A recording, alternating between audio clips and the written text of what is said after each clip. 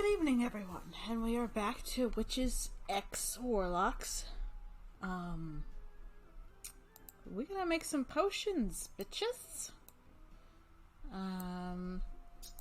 That's gotta be what's wrong with it. And we can't buy any potions. Leave. Okay. Oops. So I will need to do my part-time job. Today, I went to work. Nothing special happened, and I earned a good amount of pocket money. Shit, I should have looked at how much they were worth. Okay. Wait, hold on. If I'm gonna learn spells, I need telekinesis, which is a blue one. I want fly, which is a blue one, and 2 purple ones. And a red one. So how much are these potions? Okay, so they're in increments of 5. I want a potion. Hand me a potion. I also have money for a red potion. Let me see if I can learn me some spells. Yes! Clean, clean, clean the house. Holly nightshade, the neat, the tidy. Oh, also I've turned off the voices, but only because I was using them to fill a space, and you can't really hear them very well in the actual video. So, there's that. I have to apologize, Holly. I always thought you were a thoughtless, bumbling, devil-may-care, air-headed slob. Zero. One adjective at a time, please. But it seems like maybe, deep down, deep down, you're actually a respectable person. Yes, praise me some more, please. I like that. Very, very, very, very, very, very, very, to the 12th power, deep down. Carefully I climb the ladder, a pail of cleaning equipment in my hand. How was Damien injured so badly? They said that they were trying to clean the top shelf of this cupboard, but while on the ladder, one of their joints gave out suddenly.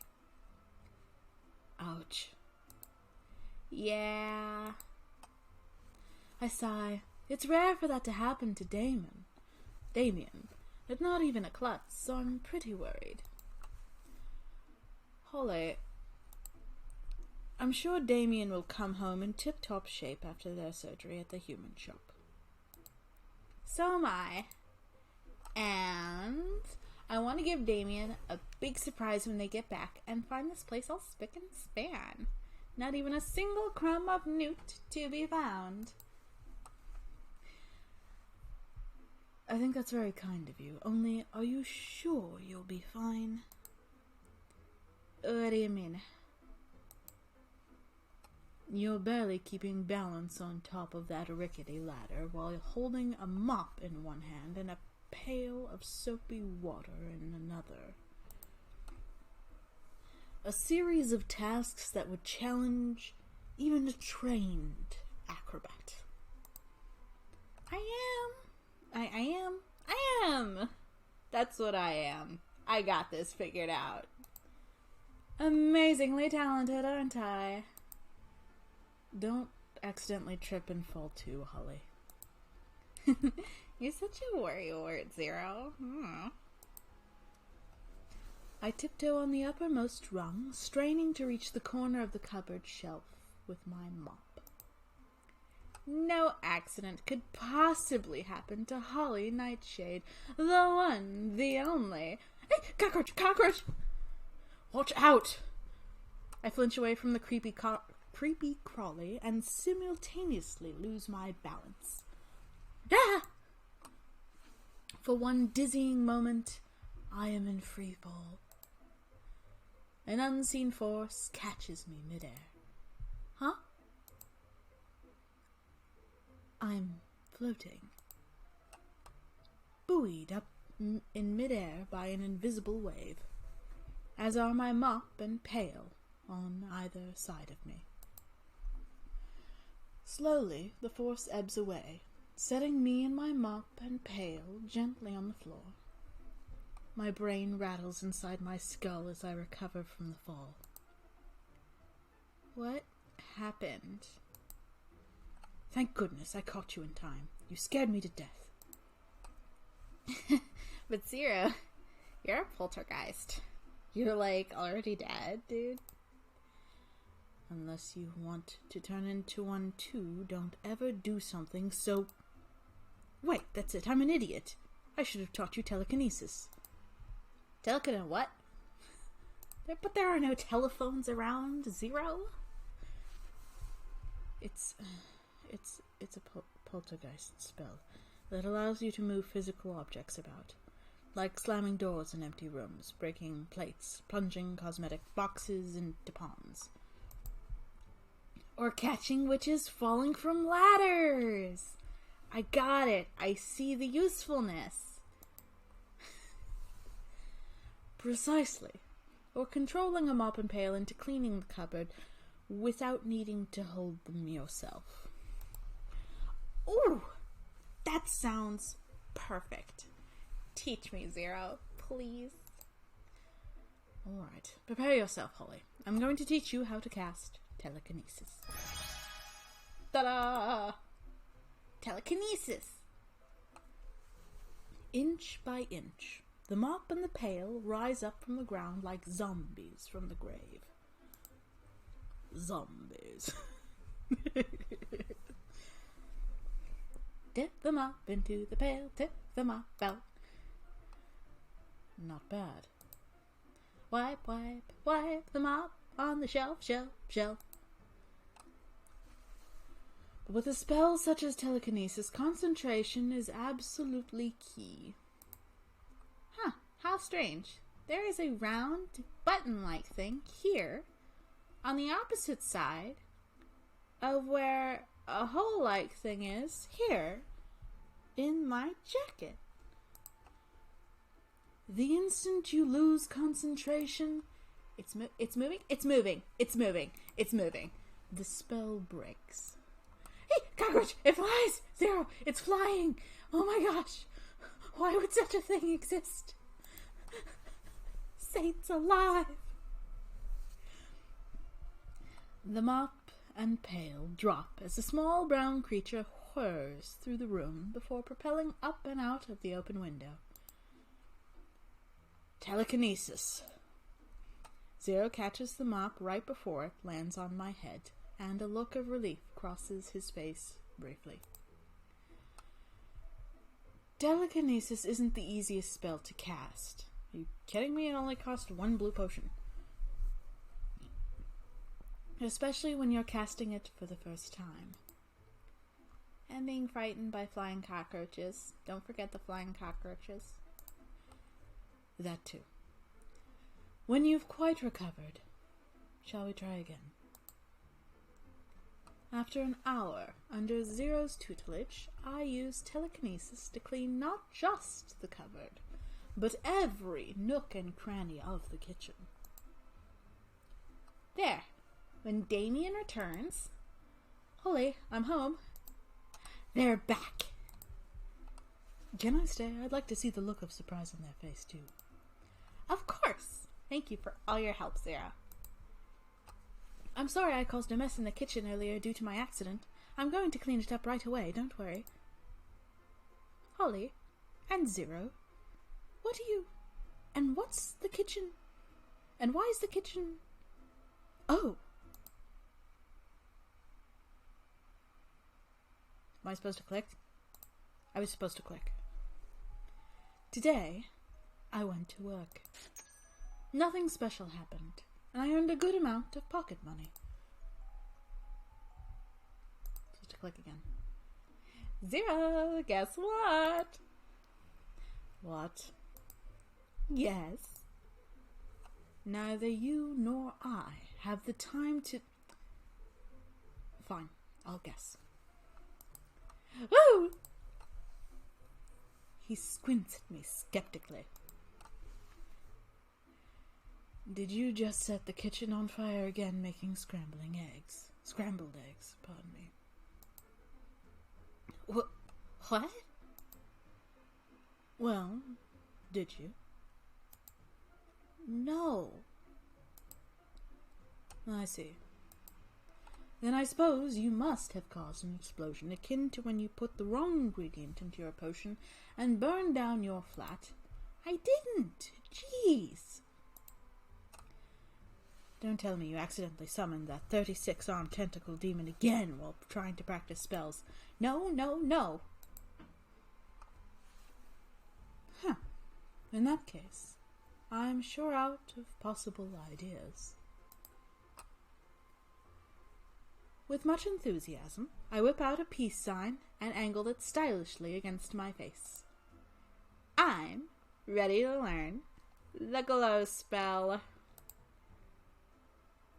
Might I remind you that the glow spell is the very first spell that Estella taught you at the start of the year. Uh-huh. That's the one. I'm ready to give that sucker another shot. Let's do this. Looks like it only took you 9 months to get ready to learn it. Excellent progress, Holly. At this rate, you'll pass the Halloween exams with flying colors. You think so too, huh?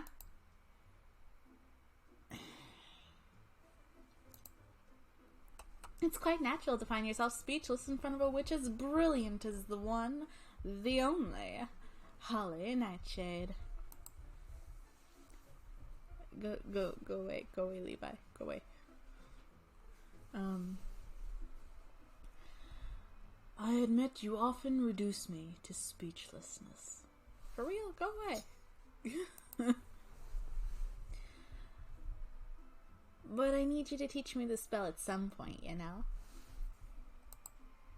You're right. We don't have time for the sarcastic banter with each other, as much as I do adore it.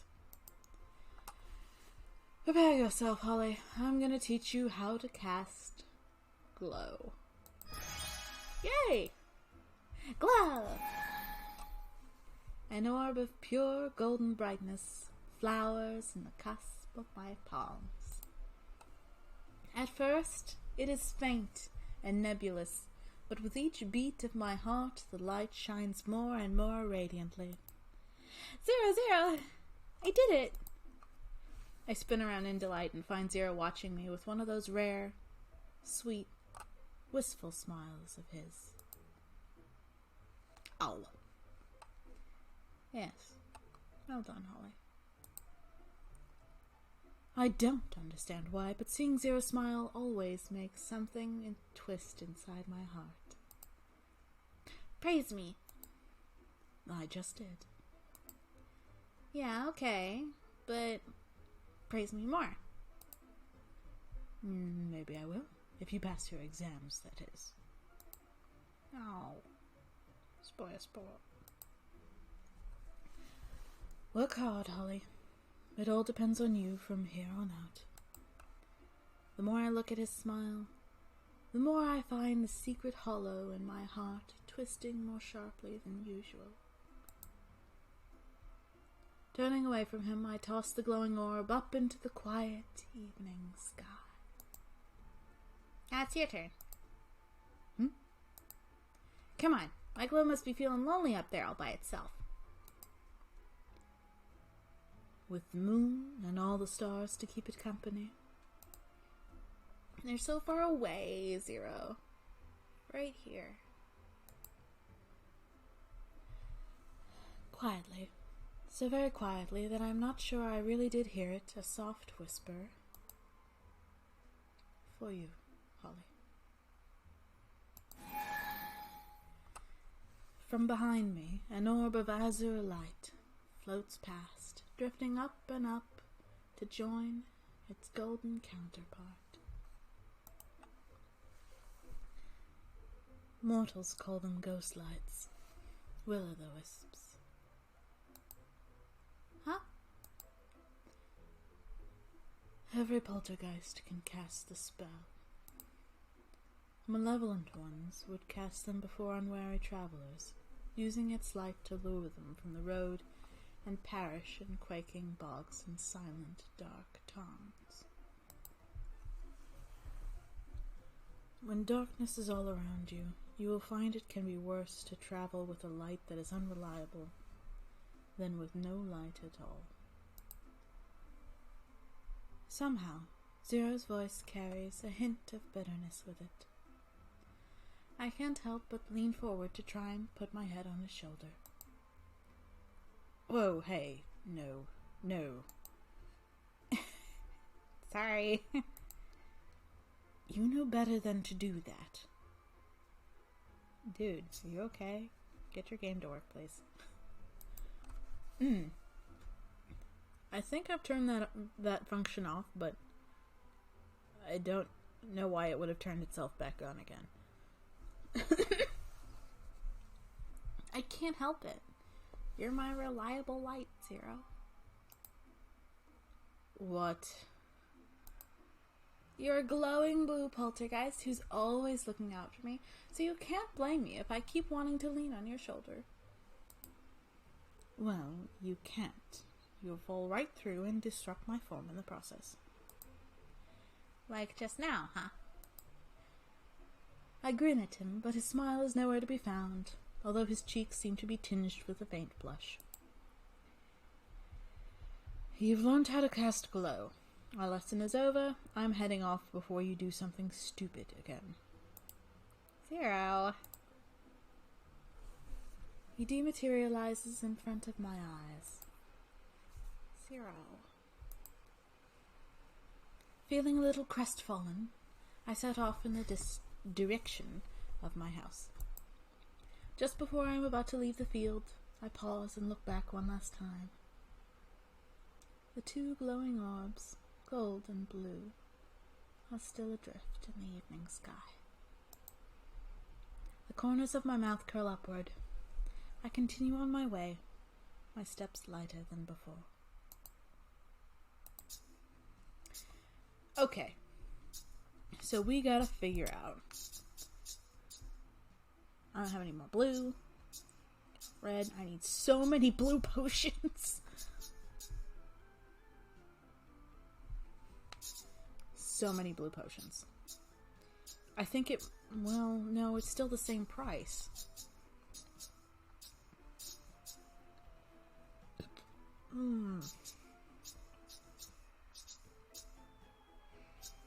Okay, so I'll need another blue one and a yellow one. Hello there, how may I assist you today? Okay, I need... Yeah, see, there's not any discount for buying 1 or 3. It's just faster. It's faster if you make the big bucks. Which I should have. I should have just spammed that instead of trying to learn spells immediately, but here we are. Zero! I've been thinking. Splendid. Will it become something you intend to do on a regular basis? You've been around Halloween Town for ages, haven't you? You could say that. Remember when we first met that night a century ago? I was a snotty little kid. Why the past tense, Holly? And when I suddenly saw you glaring and hovering right in front of me, I burst into tears. You were just so scary. I wasn't glaring, and I clearly remember I apologized. Repeatedly. You did. I stopped crying because it looked like I was scaring you even more than you were scaring me. Not the most glorious high... Yeah. I need my water.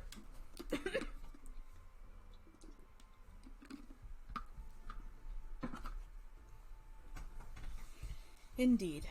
Not the most glorious highlight of my career as a poltergeist, I will admit. A snicker escapes my lips. Pretty glorious to look back on now, though. Anyway, you probably know all kinds of things about Halloween Town is what I'm getting at. Probably. Such as the generations of students who attended Dwimmermere High. The school of long and distinguished history. And the graduation exams they had to take every Halloween? Ah, yes. I see what you're after now. Teach me, Zero. Teach me a spell that will help me pass all the Halloween exams. Unfortunately, no such spell exists. Estella does a great job at changing the nature and layout of the exams year by year, and the obstacles she sets up are unpredictable even to me. Alas, alack, oh woe is me! The consequences of mine actions. However, one test I notice she is particularly fond of is to devise a monster that will try to obstruct the student. How scary! What is the monster's weakness? It's difficult to say. On some years, the monster she used was weak to fire, on others weak to ice. Some could only be overcome by magic, others had to be stopped with physical objects. How depressingly unpredictable. In a great show of exasperation, I throw my hands up to the air and knock back my head. There's no shortcut to passing, huh? But, come to think of it, none of them are invulnerable to noise. I perk back up. Noise? I can teach you wail. A spell that lets you emit a screech so loud it deafens and stuns anything within hearing range. It also temporarily blocks your ears so you won't become a part of the affected party. Hellhounds, imps, harpies, even dragons, hit any of them with wail at full blast and they'd all need a minute or 10 to regain their senses. It could buy you the breathing room you need to get away. That sounds super useful. Wait, did you say dragons? Hold on a minute. There are dragons in this universe? Oh, don't worry about that. The school made her stop using them. I'm going to require my water again.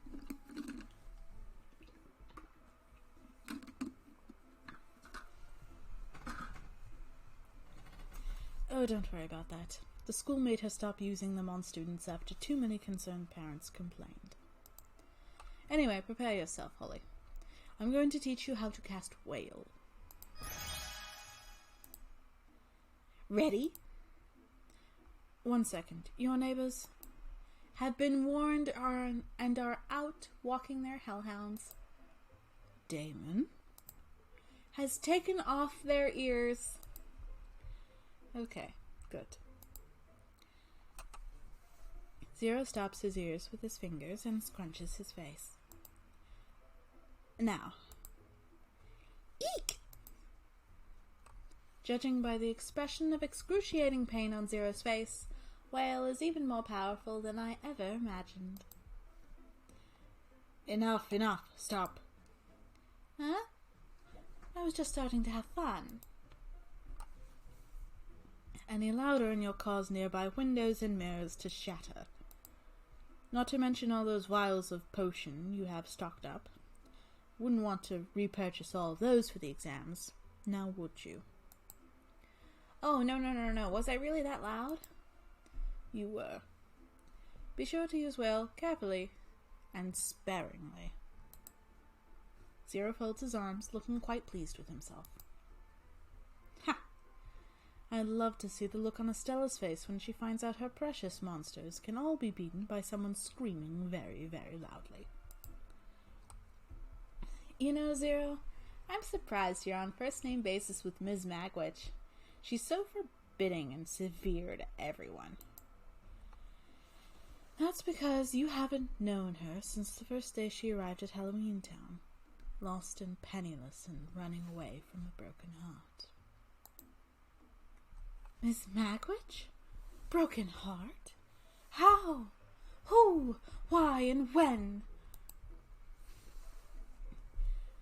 I'm not going to gossip with you about your superiors.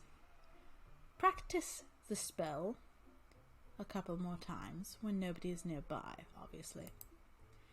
And when the day of reckoning comes, wail and watch Magwitch's monsters flee in terror. Yeah! Hell yeah! Fuck yeah, bitches! Da-da-da, can't find my books, da-da-da, must be stolen by crooks, da-da-da. You probably left them in the bag you lent to your roommate. I squint while protruding my lips and holding my chin in my hand as I think hard on mentally retracing my steps from not so earlier today. Wow! I did do that! That's exactly where it is! Oh my gosh! Wait, Luyu? When did you get here? It's Lawrence. Lawrence. Lawrence. Watch yourself, witch. Lawrence takes a moment to pause and sniff the air. The way his nose twitches is way too adorable.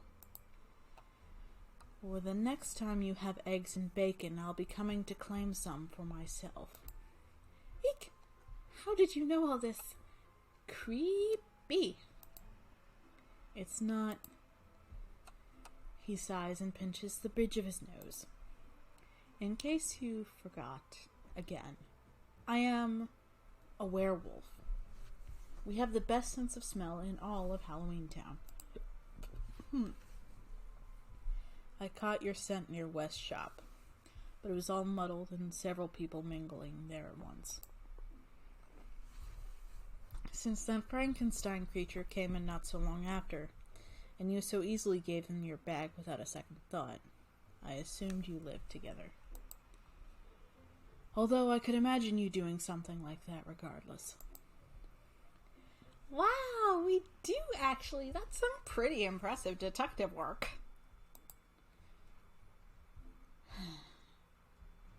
Sight is deceptive, but scents never lie. Oh, hey, do you know where Damien is now? Help me track them down. I need my stuff for my next class. Find them yourself. Huh? How am I supposed to do that? I throw my arms up and greatly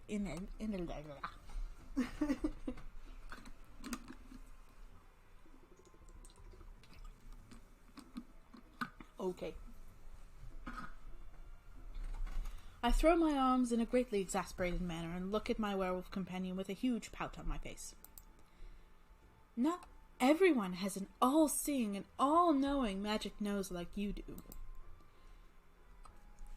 Well, you did ask me to teach you magic, didn't you? Yes. Then buckle up, Buttercup. I'll show you how to follow a scent the way I can, using the spell Scent Track. I'm all ears. Giddily, I cup one hand behind each ear. Lawrence lets out a disgruntled huff. Oh, shit. He gave me a spell. He gave me a potion. Pay attention, Holly, as I teach you how to cast Scent Track. Lawrence demonstrates how I can smell the way wolves do. I thought it'd be complicated to improve my senses like that, but it was actually pretty simple. With the right spell, I guess anything is possible. Scent Track! After casting, I take a deep breath in through my nose, as if there were a delicious brew cooking on the stovetop. Wow! It's like a whole new world opened up before my very nose. So long as you get a good whiff of it first, you can track just about anything. Maybe even field, too. Track and field? Yeah. It's a lot of running around. I don't have the words right now to convey how terrible that pun was, but I'll track you down later. I grin as I lean towards him and take a few sniffs.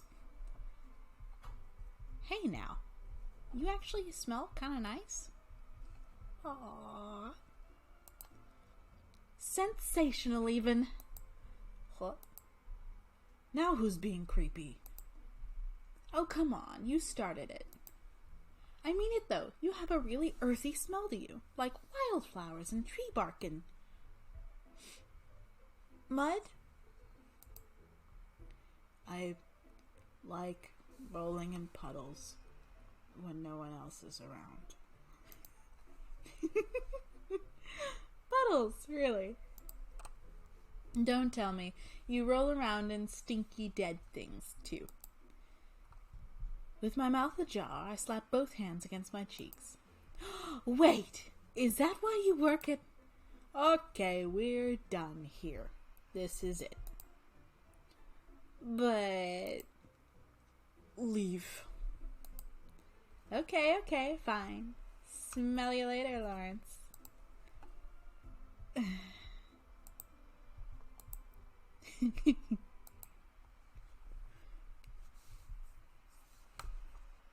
This game's fun. Alright. I don't think I can learn anything else with one red potion. Ah, did it take my yellow? It took 2 yellows. This is bull. This is absolute bull. Ah, well. It's time to... Oh, okay, we have 6 days left. Today, I went to work.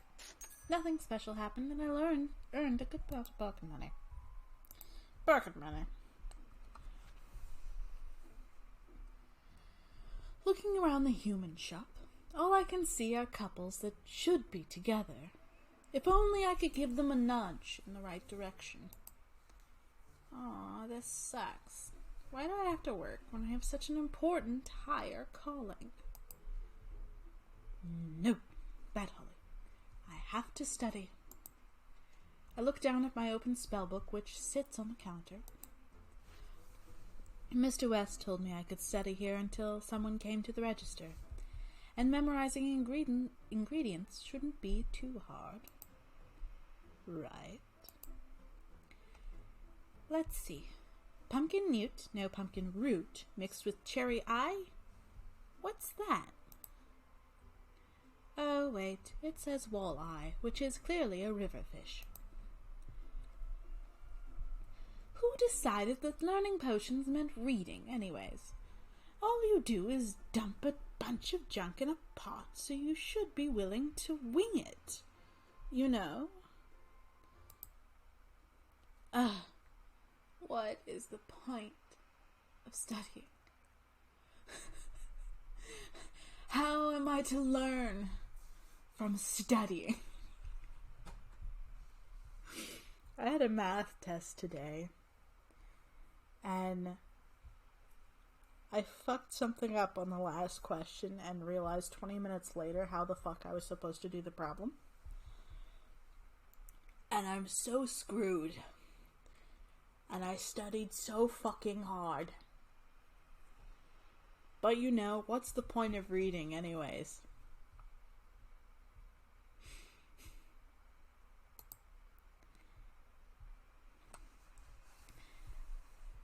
They're both the same, aren't they? How am I supposed to pick? I lift my head and watch Carmilla flit between the shelves. When she spies the customer, there is a smile curling up her face and a glint of something in her eyes. She beelines towards him, then gently places a hand on his back. Oh dear, it's just packaged fingers. Don't make the decision any harder than it has to be. They're both fine products. You'll notice the one on the left is dried, while the right is fresh. Still, I'm sure a capable mage such as yourself will use both to its fullest potential.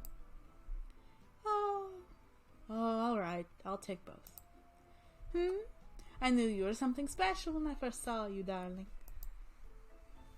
Her hand slithers up the customer's back, then drapes around his shoulder.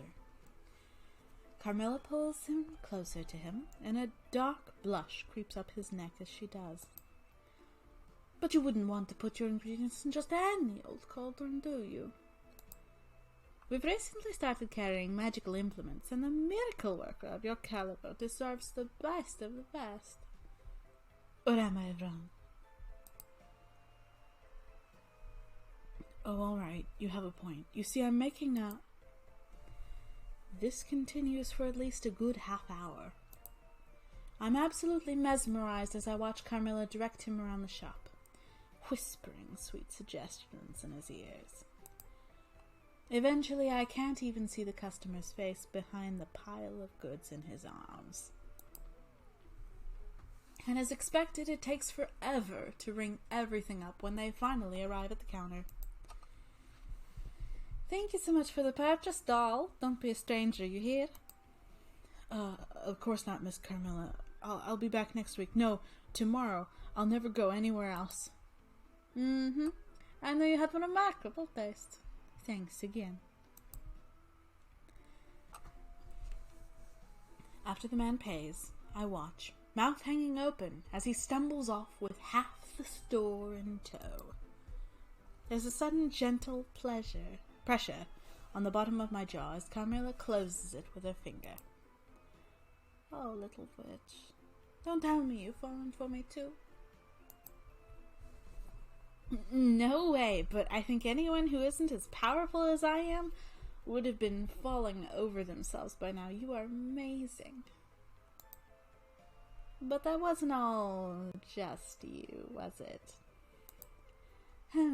For someone who rarely studies, you've got keen intuition. You're absolutely right. Indeed, he liked me just fine. But I may have given him just a teensy nudge.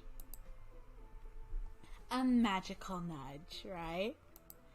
Correct.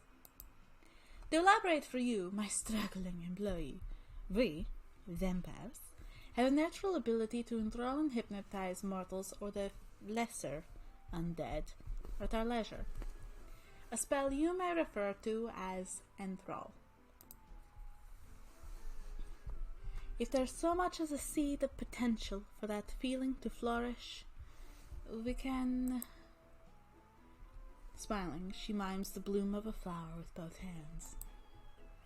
Help it sprout, so to speak. So, you're saying you can instantly make anyone like you? That's not exactly what she said, no. The endless possibilities soon rack my brain. Imagine what a distinguished matchmaker, that's me, could do with a spell like...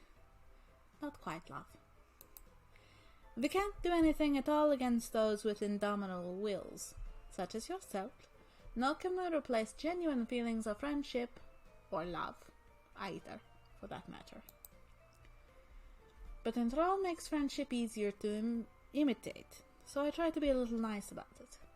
It makes the job and other things much easier, after all. I see. No wonder Mr. West has been singing your praises. Has he now?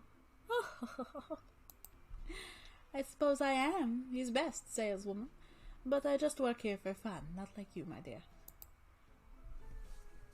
Yes, it's super hard, Camilla. I wish I was even half as beautiful and half as talented as you. She straightens up, places a hand against her cheek, and turns away to hide in her cape's collar. Camilla's good at dishing out compliments, but she really can't take them. Cute. Oh my, I suppose you do have a little potential. Tell you what, you've been poring over those books for hours. So I'll give you a real lesson as a reward for your flattery. I'm at your disposal, my lady. I take an exaggerated...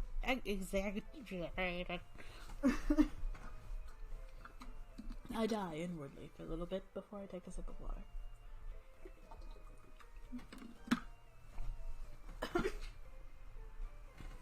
I take an exaggerated bow and grin up at her. She immediately clasps both hands together. Oh, you're so cute that I could just eat you up. Just don't think I'll go easy on you because of that, okay? Alright, listen carefully. I'll teach you how to cast Enthrall. We get to work. Carmilla points out a page in my book with a potion of enthrallment, then steers me around the store so I can collect the ingredients myself. I think I learn better by doing things. Pardon me. It's easier to remember what everything is when I'm physically holding it, as well as being coached by someone else. Brewing takes time, so Carmilla moves around helping other customers. Still, she manages to check in on me now and then. At one point, she sees my progress and even nods in satisfaction. And that's everything. Now drink it all up, dear. That's the only way it'll work. I wrinkle my nose at the smell, like 2 or 3 perfumes that should never mix, but still pour the potion down my throat. Enthrall! How do you feel? Kind of, tingly? Wonderful. That at least sounds correct for another being. Now wait until someone comes in to... Don't worry. Don't worry, I already have somebody in mind. A mischievous grin slides across my lips as I call upstairs to Mr. West. Hey, Mr. West. My voice echoes through the shop, but it's still nothing like the one that booms back at me. What? I need a raise. Huh? No way, newbie. You just started working here. Get back to work. I blink in confusion, then exasperated, I turn back to Camilla. What? Why didn't it work? My poor, sweet student. It's your very first time enthralling. It takes significant practice to make it work on someone like grumpy old Mr. West. You would need to be almost as excellent as I am. Oh. But don't worry. Your pretty little head won't bit, my dear. Carmilla gives me a few short pats on the top of my head. The lovely Carmilla will teach you all sorts of things, and you'll be rolling in the dough in no time at all. How does that sound? Great! You really are the best, Carmilla. Oh my, oh my. I think I'm going to enjoy watching your progress, Holly. Let's continue to work hard. Can't have you failing those exams, no? Alright, which one of my potions did you steal? None. Okay, good. Now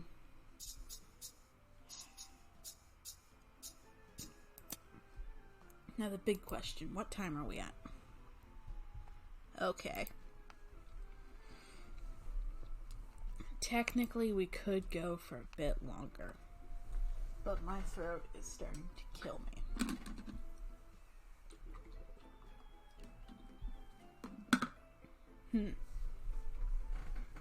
Let's go ahead and part-time job it. Today I went to work. Since there were basically no customers, I was lounging near the cash register and flipping through a magazine. That's when I got interrupted by someone clearing a throat. Glancing up, I saw Damien, who looked extremely uncomfortable. After my usual dance around them, and them shying away, they finally confessed to having lost an ear that they were now looking to replace. Using scent track, I was able to locate a fitting one in a flash, rewarding me with one of Damien's rare smiles and a pat on the back from Mr. West. At the end of the day, I even got more tips. This is good. You know, Zero. Yes, Holly. I've been thinking. I know very little about you, don't I? You know very little about everything, Holly. That is why you are in such imminent danger of flunking your exams and getting expelled from Dwimmermere High. Speaking of which, how far did you progress with tonight's study plans? You've been by my side the whole time. You probably know the answer to that question better than I do. Do I? In which case, I must warn you that unless you start studying seriously and stop wasting time asking inane questions... That's just it. I fold my arms across my chest in the most exasperated expression I could muster. Zero isn't escaping this time. Whenever I bring up the topic of your past, you try to deflect it and change the subject.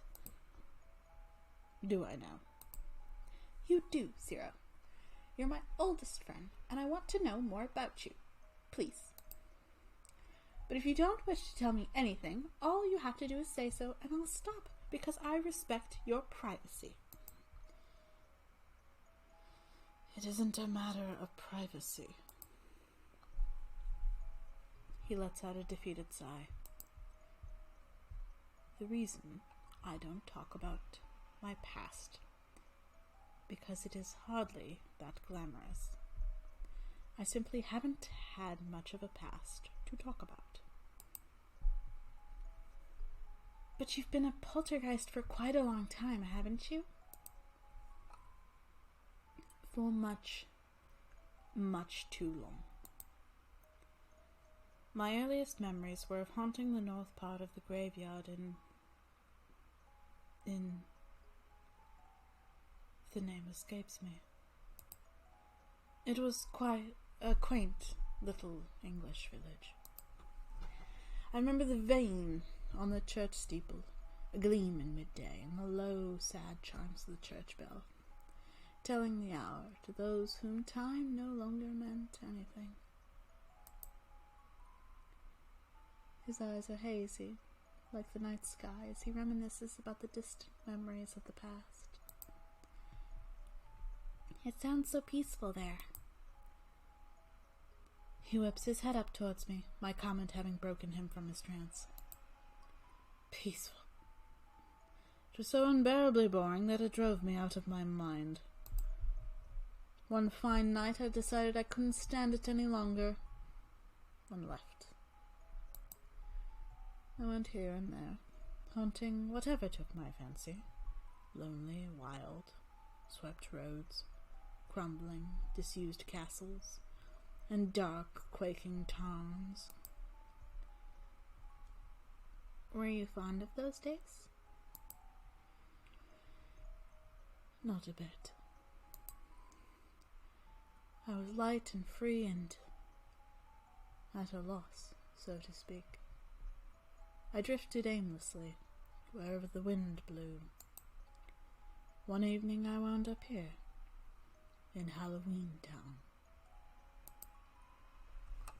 I hadn't planned to stay any longer than I did anywhere else. But for one reason after another, I never was able to get around to leaving. Eventually I just got used to the idea of living here. Oh shoot! It's time to save, it's time to save.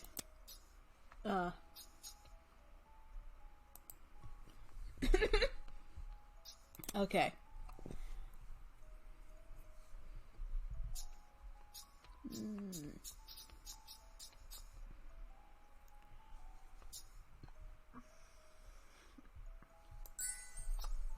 Is there anything you missed from when you were... from where you came from? If there is, I've forgotten. I know I once missed my family and friends in the slow, bitter nights when I was alone. But I can't remember their names or their faces, or what their laughter sounds like. I'm so sorry. Don't be. A lot of water has flown under those bridges, and a good thing at that. I gaze into Zero's eyes, which have become low and smoldering, like embers about to die. Instinctively, I reach out to touch him, but check myself at the last moment. Zero observes this with a sad smile. What does that mean? What does what mean? That thing holding you is losing its grip. What does that mean?